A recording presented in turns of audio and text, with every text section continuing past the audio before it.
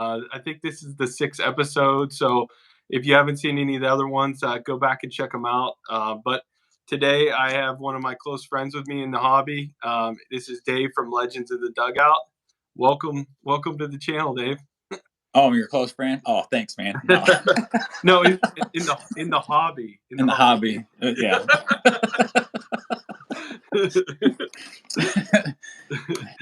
Hey, Dave, I was thinking I need to maybe start having like entrance music for people. If you were in Major League Baseball, what would be your walk up music be? Money Talks, AC/DC. Nice, I like it. Thanks. So I'm trying something new. I'm gonna see if it's successful. I might try it again. I'm giving my guests on the show an icebreaker question to work on and answer off the bat.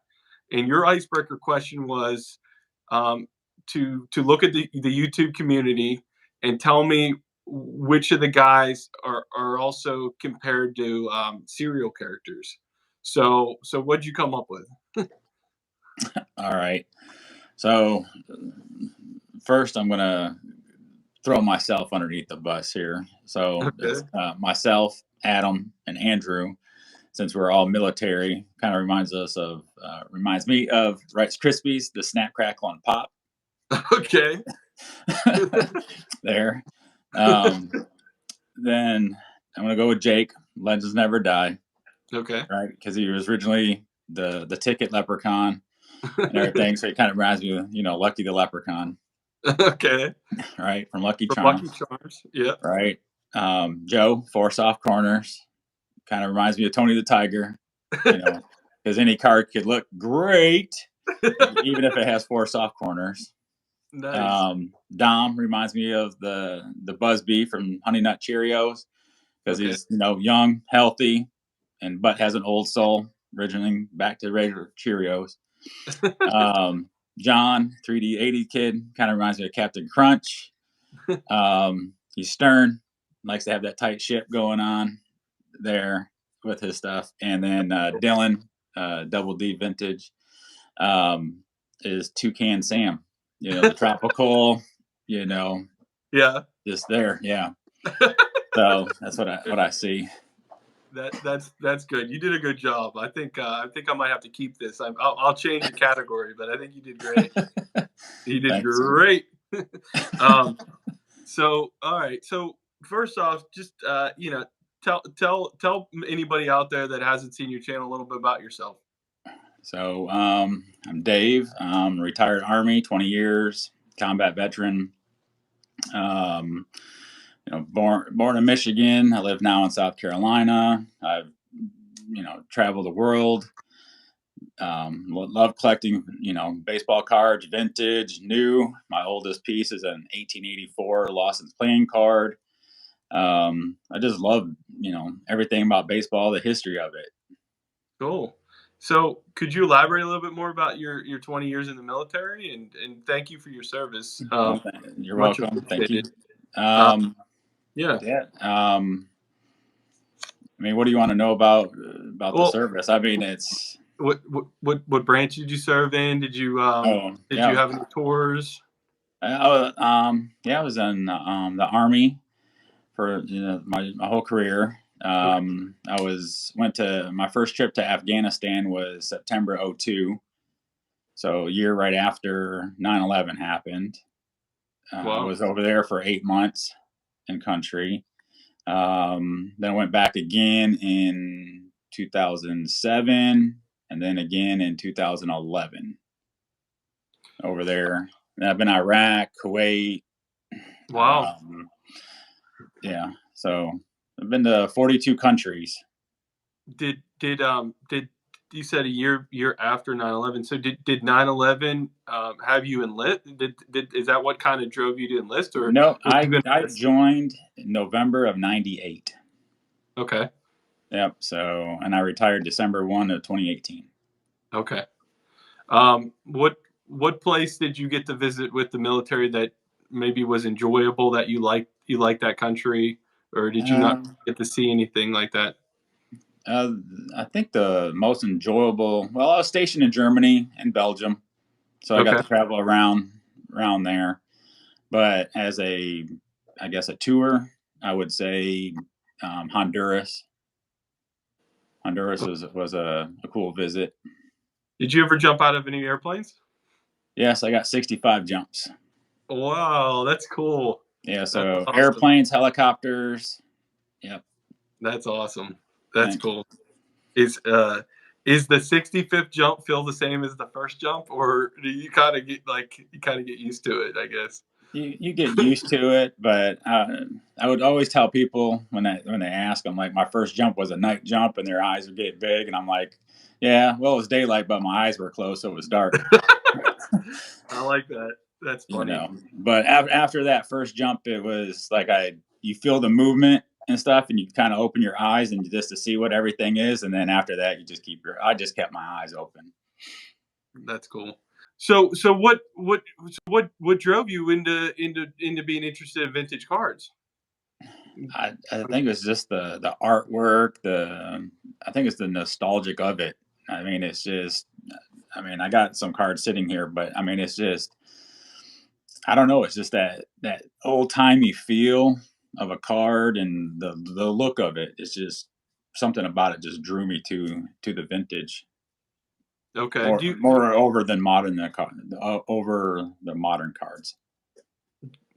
Was there like was there like your first vintage card that you actually remember picking up, or was it like you saw them all and it was kind of like, or was there like a catalyst where you saw whatever an Al Kaline card and you ended up buying it, and then that was kind of like the catalyst card, or not really? So growing up, I guess it was you had your I grew up in the 80s 90s, collecting stuff, but Mhm. you like if you go to garage sales or like the flea market and stuff like that, you would see it, but it wasn't like, to me it was like, oh, it's just an old card. To me it wasn't worth anything then when I was a kid. I was Yeah. more like focused on the modern players. uh, um so that, but then I got into the vintage later on, like when I was in the military. I started like appreciating it more. So the way you collect really interests me because it seems like you collect a little bit of everything. You have signed balls, you have signed cards, you have mini baseball bats, you have Funko Pops, you have figures. Like I can't figure out your style. So like, is your style basically anything you see that catches your eye, or do you actually have a rhyme or reason kind of how you collect? Nope, it's just whatever, like whatever I see. It's like, that Okay. looks pretty cool. I want it. I want it. Yeah, like it's something. Yeah, like Okay. uh, um, that's just the way I am. If I see it, I'm gonna probably buy it and have it. I mean, I want everything like everybody else, but there's only so much room and so much Yeah. money.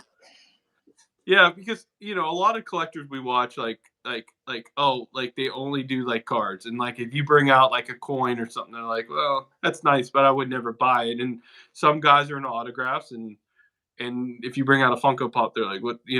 So it's kind of interesting that you're willing to pick up any piece and be like that for what it is. So that's kind of cool that you don't really have any like I don't really the blinders on towards any item. So that's kind of nice. Yeah, I don't like just collect one specific team. Nothing. It's if I Yeah. if it's a Hall of Famer and the card looks cool or I want it, like I know I don't have it. You know how our brains are. Like, oh well, I don't have that card. I'm gonna grab it. Like we know what's in our catalog pretty much. Yeah, Yeah. exactly. So you've been on YouTube, I think a little bit over 4 months. What brought you onto YouTube? Um, I wanted the connection. I didn't have anybody around here. I've been watching, John Mangini, Mike Monahan, the baseball collector, like, Jake's channel, Orlando, there's all kinds of different shows. And it's just like, I see how everybody's like connecting and talking and stuff like that. And I was just like, man, I need that, that camaraderie again, because, being in the military, you always had that with each other, that friendship and Yeah. understanding. And once you're out, you don't have that pretty much anymore. So I was earning for that connection of having like-minded people around that I could connect with more. So yeah, I reached out to Jake. Um, I, I messaged him. I can't remember how, but we ended up just texting back and forth.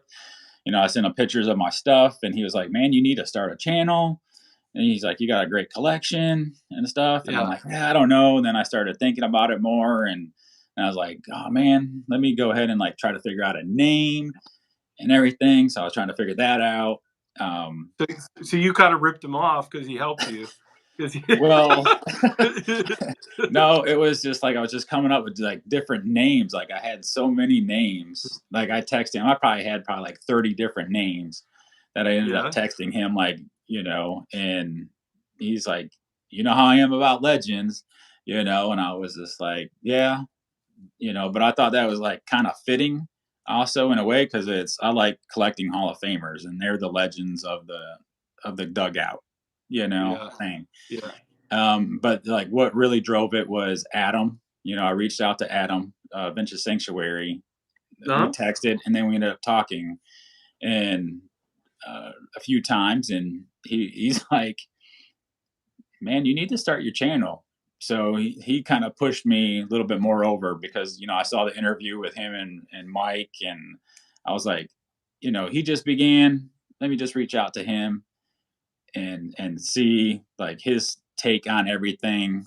And yeah, it worked out, and I started. I looked the other day. Actually, it was September 7th. I posted my first video. Nice. That's awesome. The the one thing about Adam is I feel like you and him kind of have a bromance going on. Is that right? No, there's no bromance there, but yeah, we became good friends. Same with Dom. Dom is my younger brother from another mother, and I'm his older brother from another mother. That's what we call each Okay, other. Yeah. that's Um, cool. yeah. Um, what's so what's your family and your kids think about your new YouTube career or stardom? The kids think it's cool. My wife is Nice. just like whatever. It's you know. Um, Again. That's So cool. um, have you had anybody that you work with or friends that don't collect that have found your channel or that you've shared your channel with? yeah, I told some coworkers, that I do the stuff. That, And they're like, that's "Oh, cool. that's pretty cool." They asked what the channel was, and but yeah, I still haven't told my mom or my sister, about it. For some reason, I don't know why. But I mean, eventually it's going to come out that I have a channel because the kids are going to probably say something. So you're very much into signed baseballs. How many do you have now? Uh, I lost count, but I know it's over 70. Okay. What was the first one you got? Like, and was it kind of random, or did you all of a sudden at one point in your life decide you want to get signed balls, and like how did that all? Um, I I don't know. I think it just like woke up one day. Maybe I was watching a YouTube video or something of people doing TTMs or collecting themselves, and I was just like, man, I don't own any autographed baseballs. Like and Yeah. my first one was actually a Yogi Berra that I bought off of eBay. I can't remember what I paid for it. I mean, it was cheap then, Yeah. but it was like a back and forth between Yogi Berra and Stan Usual. Nice. That's Yeah. cool. What year was that? That was probably around 2010, I want to say. Okay. Yeah. Um, so I wanted to know, do you have a ball that kind of is like a great story, one of your best stories from one of your balls? Yeah. So my first Tigers game that I went to that my dad took me, I showed the pictures of Kirk Gibson tossed up a ball.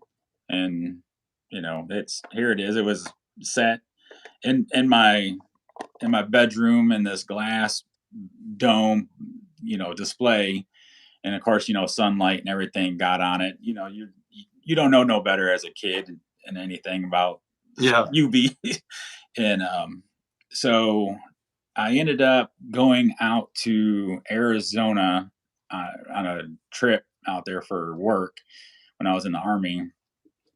So I was like, I'm going to go out to a Diamondbacks game, and Kirk Gibson Okay. was, the manager there. So I was like, I'm going to try to see if I can get this ball signed. So my coworker and I, we flew out. We drove from Tucson all the way up to Phoenix, and we went to the game. We were sitting there, and I was down, by the dugout, and never got him.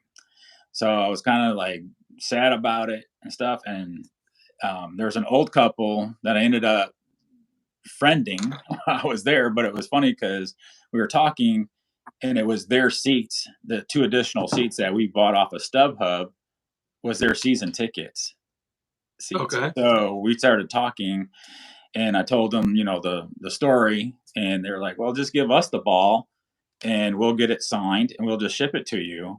And I was just like, "Okay." And I gave them the ball, and yeah, and stuff. And I mean, it's not that great. Can I see? But yeah, I'll take it out.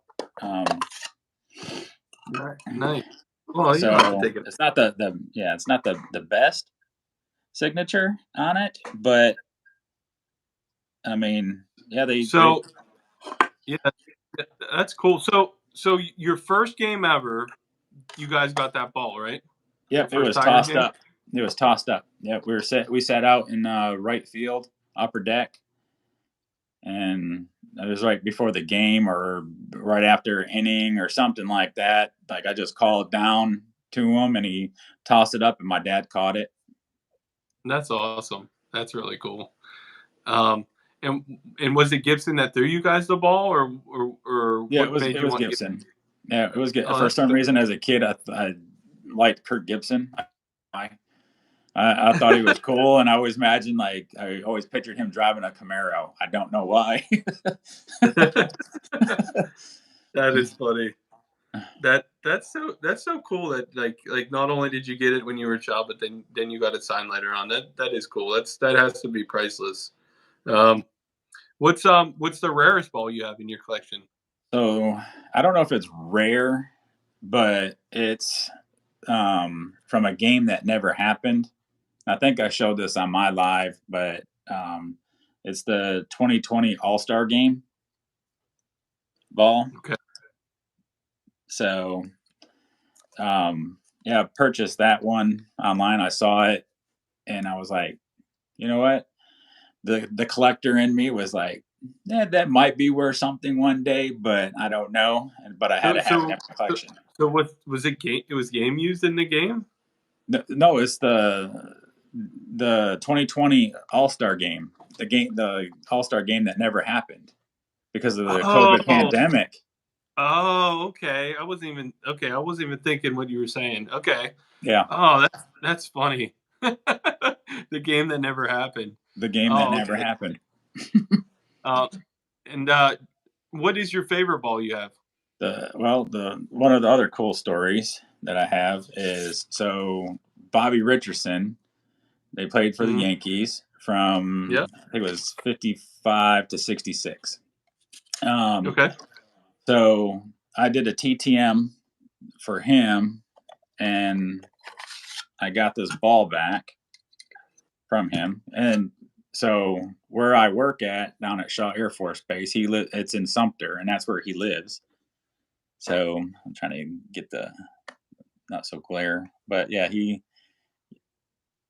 you know, So described the ball. so he was like in your neighborhood, and you walked up to his house, or what No, happened? I just mailed it to him.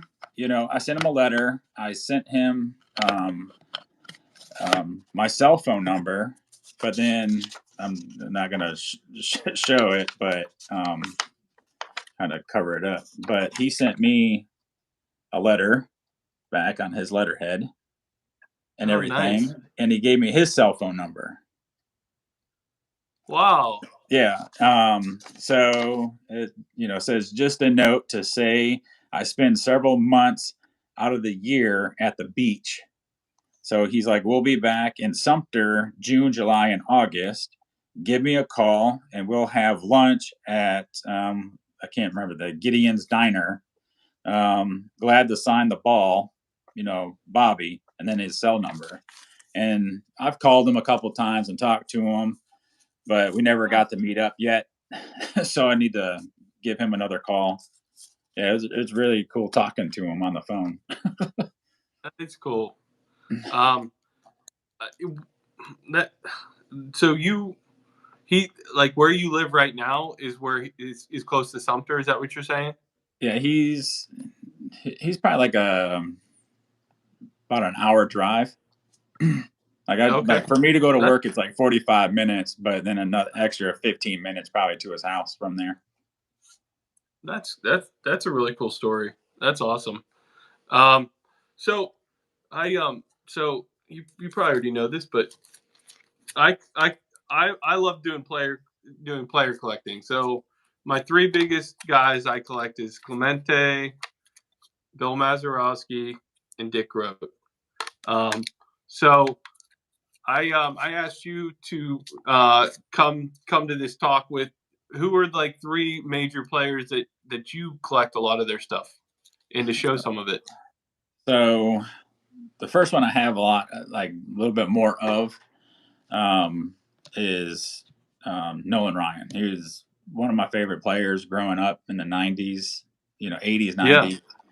Um, so, I mean, I got a 75 nice. card, but I think one of my favorites, I just love this image of him. It's like of him, it's a 76, but it's like him sitting in the dugout or out in the bullpen, like kind of in the shade area.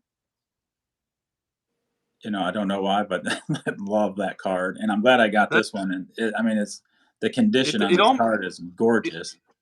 it almost from here it almost doesn't look like a picture. It almost looks like a painting. Like Yeah, I don't know. It's crazy. yeah, it's That's almost a like cool. That is, the portrait almost of him. yeah, yeah. The other players that I do want to get more into, that I have some of is Hank Aaron. Great Um, card. I'm reading the book. I Had a Hammer. It's his biography. If you haven't Yeah, read that, read it. It's a really good read. And then his other is 59 nice. there. And then the other player that I like, Sandy Koufax. Oh, that's cool. Yeah, I got I, that one, and then his 60. yeah, Awesome. yeah. A lot of people don't like that he doesn't have a hat on. I'm sure. I Oh, think I think it's a nice picture. yeah. I mean, the 60 set is just gorgeous how they did things. I mean, I think from 1960 through all the 50s for tops is just absolutely gorgeous cards. Yeah, And yeah. I, I agree. It's funny because the two you showed. Let me see. I think I have it right here. The two you showed have the yellow background, and Clemente was yellow background that year too. yep, I got So that card too. that's pretty cool. Yeah. That's nice. What drew you to the Koufax? You just thought he was I like his just a really good pitcher. Yeah, for I think I'm more connected because I always wanted to be a pitcher. If I was a Okay, baseball player, that's what I wanted to be, was the pitcher. really? And yeah, I think that's draws me to to a lot of players. I don't know why. I like Verlander. He's like one of my favorites. I like to PC him, but not like big PC. If I see Yeah, stuff, I'll pick it up. But I mean, if they're good players, I mean, I'll pick up their stuff. that's cool. Yeah, that's really cool. I'm starting to collect some usual stuff, and it's like as you start reading about guys, you start wanting their stuff more and things like Hmm. that, and you don't realize we didn't live in that era, so it takes whatever we read to kind of figure out who we like and stuff. It's not like you got to see their career or anything like that. So Yeah. it's definitely different. Um, so like for me growing up, it wasn't hearing about K-Line. It was, I heard a lot of talk about Ted Williams. Mm, Like that was what I heard most of was Ted Williams. And, mm, I mean, I have a Ted Williams card, his playing day card, a 58.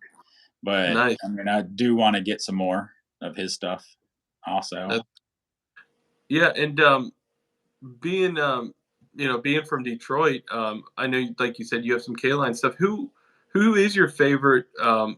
I guess player that played, even if it's not baseball. Who's your favorite player from one of the Detroit teams that you might cheer on? So for the Tigers, I mean, I like Cabrera. He's still there and everything. I mean, Right. he's probably this might be his last year.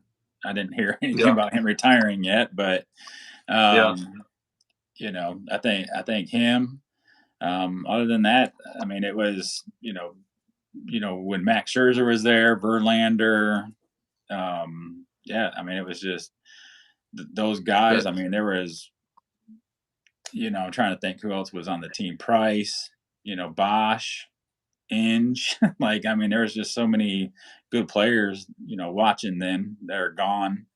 yeah, yeah. They had a nice team there for a while. Hmm. And I know you have a signed Cabrera jersey. Yes. And how did you get that signed again? So I was down in Tampa at Tropicana, um, waiting for the game to start. National anthem happened and everything, about ready to go back to my seat. And the lights went out in the stadium. So game got postponed. So Hmm. Cabrera and a couple other players came out of the dugout and started signing. And I had the jersey on, and I took the jersey off and handed him the marker and set it out, and he signed it Wow, for me. Yeah, that's really cool.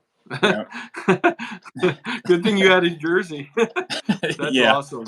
yeah. And that's That's cool. the jersey I bought at the at Tiger at Comerica Park.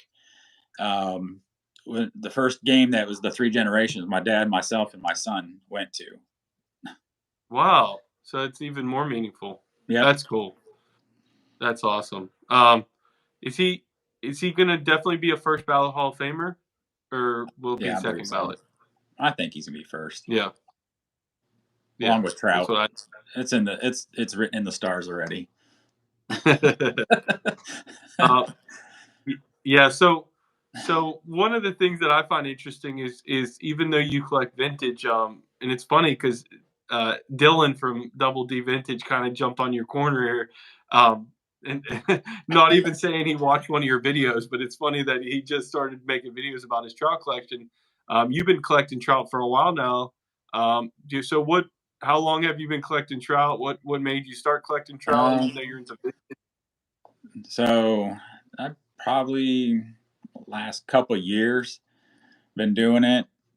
I I kind of kicked myself in the butt because I thought I had one of his rookie cards, but I did not at all. Yeah, I Okay. was watching. What got me, I guess, more into it. I was watching one of the walkthrough videos of the National. I think it was the 2019 National, and they were like, "Oh, his rookie card, it's like $900 to $1,000 at that time in a PSA 10." And I was like, "Dang." I was like, "Man, I think I have one of those." But um, yeah, we were here, and I started digging through my cards, and I was like, "Dang, I don't have any of them." So I started looking at more and like going through all my stuff, and I only had a few, but then I started going to card shows, and I started picking up more and more and everything. So, but I think one of the reasons he's a five-tool player, he's going to be like one of the all-time greats. I mean, he's Yeah. he's already a legend there, and I think in like my video, I stated that he's on the same level to me as like Ted Williams, Babe Ruth, Hank Aaron, Willie Mays, Clemente. Like he's just up there on that level, and there ain't no touching it. So Do you do you think if he down the road when he retires, if he has no World Series rings, do you think that will be a blemish, or do you think nowadays it's not really a big deal if you don't win a World Series? so one man can't win the World Series on his own, Right. right? It's called He a team for a reason. he's got And Otani, the MVP of the league. okay. Well, you got two people that can't win a World Series together. All right. Plus him with his back injury last year, right before the All Star break, didn't It help out too didn't much. help. No. Um, so yeah, I don't think it's just the person. I think it's the team that has to work together to make it happen. Yeah. And to me, if you don't have a World Series ring, I mean, it doesn't matter. I mean, as a kid, I always thought that, oh, you won a World Series, you're guaranteed to get into the World Series. But I mean, not the World Series, but into the Hall of Fame. But it's not the case. It's Yeah. what you do in the game and what you like. I guess you perceive yourself out, also because I mean, like for I you, think. Clemente, like Right. he was a humanitarian. He did Yep. more outside of the game too. But I mean, I think that shows more for him.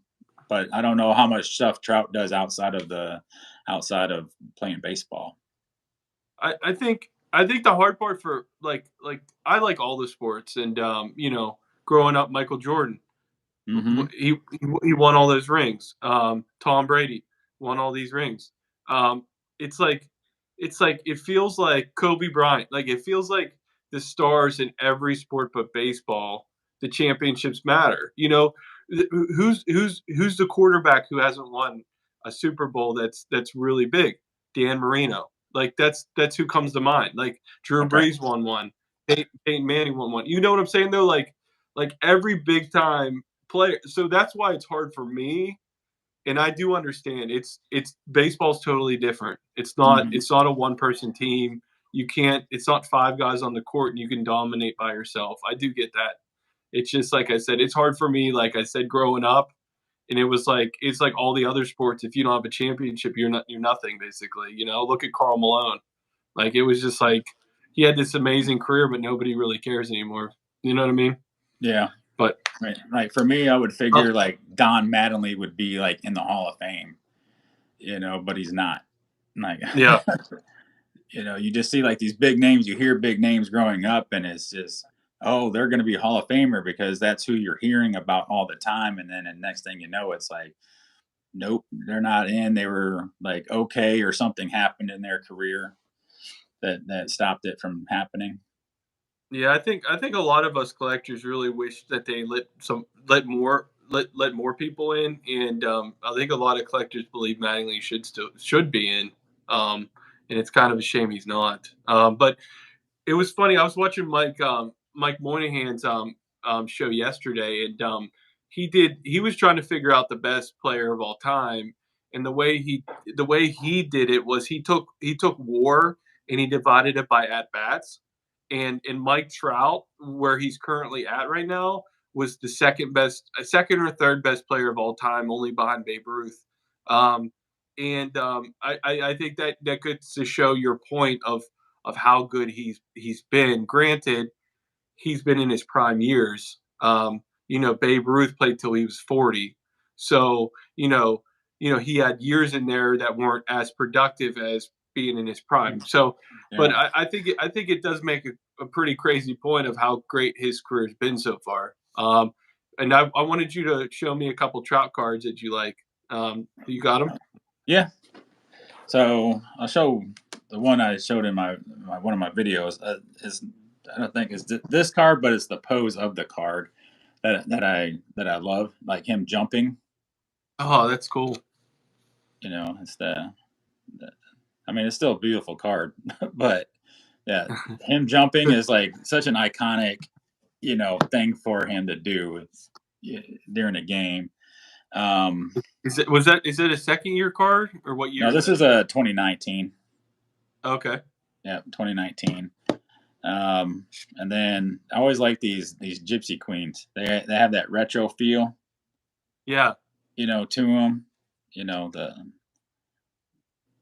It's just nostalgic, everything to it. But then, like I like that also. Like that kind of reminds me of the old Judge, coloring Yeah.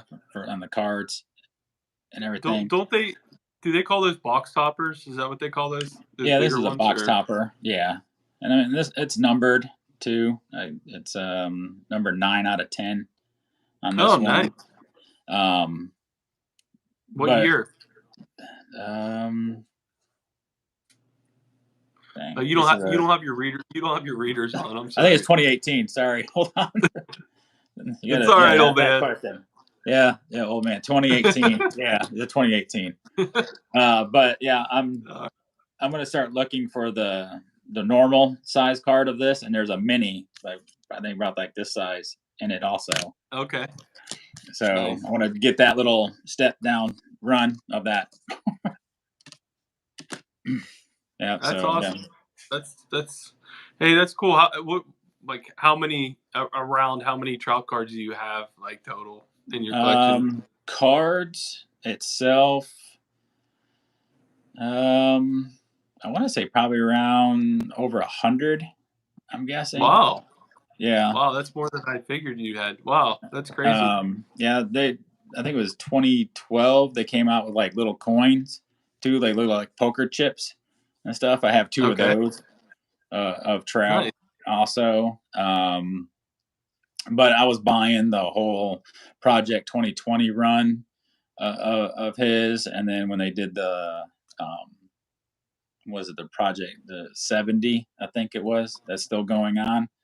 I was Yeah. doing that, and then I ended up stopping because it was just getting too Yeah. much in it. Yeah, I was looking at the Clemente Project 70s, which are amazing, but they've like probably like trout. They made so many, and they keep making them, and Hmm. I don't want to start buying them because there's just so many. I feel like I just Yeah, uh yeah, because they I did don't know. well because the Project 2020 there was only 20 cards of each player. So the 20 was it 20 artists, 20 cards and stuff. The only one that I'm missing is the Ermsey, the first one, card number 4, I think it is in there. And Is it rare? Is it rare? it was the lowest print run Oh, because it was first okay. started off. Yeah, and that card went for third party a lot of money. I haven't looked into it lately to see if there's any for cheap, but if I do find one for cheap, Yeah, I'm buying it so I can have the whole run of the Project 2020. that'd be cool. That's cool. They when those ones came out, they in the already in the thick plastic cases. Yeah, the one touch. Yeah, that's cool. That's nice. Um, cool, man. Well, I was gonna do 10 questions in a minute, unless you had something else you wanted to talk about. Um, you're still paying me, right, for doing this? Yes, Venmo's fine, right? I'm just messing. Oh, Oh yeah, if you want to do the that's 10 funny. questions, let's go. I'm kind of curious of what your 10 questions are. Yeah. Well, something that I did want to bring up was you have some of the shortest videos in the business right now. Like your videos are like 3 minutes long. Like you just know what you want to say. Like that's pretty much Well, what it is. so when I do my video, it's kind of funny because I feel like I've been on for like 20 minutes, like talking. And then by the time I'm done, I'm like, what? I was only on here for 3 minutes? Like, well, all right, whatever. Post it. I Yeah. think my shortest video was what, I mean, 42 seconds? Wow. Yeah. That's crazy. 42 seconds. Yeah, it was the Jeez. VR That's response for it was for John 3D80 Kid and was it the Card Story? I did a collab VR for those two channels. It was 42 seconds. so they each got 20 seconds. Great job. Yeah, no problem. Yeah, if you would have beat me on like the drawing, I would have been so mad. Like 20-second video, great job. That's funny. All right. Is that a challenge this should now? be no problem for you then. You got. Yeah, I'm gonna next time you have a VR or something like that, it's gonna be 5 seconds. All right, so let's. I got the timer here. I will start the timer after the first question. Okay. There's no wrong answer. There's no wrong answers. All Okay. right. You ready? Yes. All right. What's your favorite 60s top set? 60s. Yeah, what's your favorite set in the 60s? Oh, 1960? Oh, 1960. Okay, favorite fast food restaurant? Popeyes. Best movie of all time? The Goonies. Best MLB ballpark? Oh, Camden Yards. Starbucks or Dunkin' Donuts? Neither. Favorite player you met? Oh, dang. Like what sport? Anything. Gordie Howe. Best Mr. Hockey. superhero. Best superhero. Oh, Batman. Who wins, Bruce Lee or Chuck Norris? Chuck Norris. Best sport to play? Baseball. Most embarrassing TV show you watch? I don't have one. Oh, come on. Come on. You failed. You failed. You failed. Come on. What you watch something. You watch Real Housewives or something. Come on. Mm-mm. Nope. You watch some reality TV show somewhere. I do not watch reality TV. All right. All right. You just don't want to admit to it. Sure. All right. Well, Dave, Yeah. this was a lot of fun. It was. I appreciate you coming on. I just want to let people know out there, Dave's at 65 subs. I think his channel and his personality is way higher than 65 subs. Let's sub him up. I want to see him at 100. So let's get him there. Even though he shoots short VRs for his friends, I think we should help him out. Okay. But I do send good care packages, though. Davy Claus. Yeah, you're right. You have been giving good care packages away. Yeah. I'm still waiting for mine. Well, wait till your birthday. It's in December. You missed it. Well, you're gonna have to wait a whole year. All right, that's fine. All right. Well, thanks. Who knows? I might find something for you. No. Don't send me nothing. Well, thank you, Dave. I appreciate. Well, your time, thank you for having me on. It was an honor that you thought of me to come onto your show. It was fun. It was fun. Everybody can enjoy this. All right. Well, thanks everybody for watching, and see you on the next one.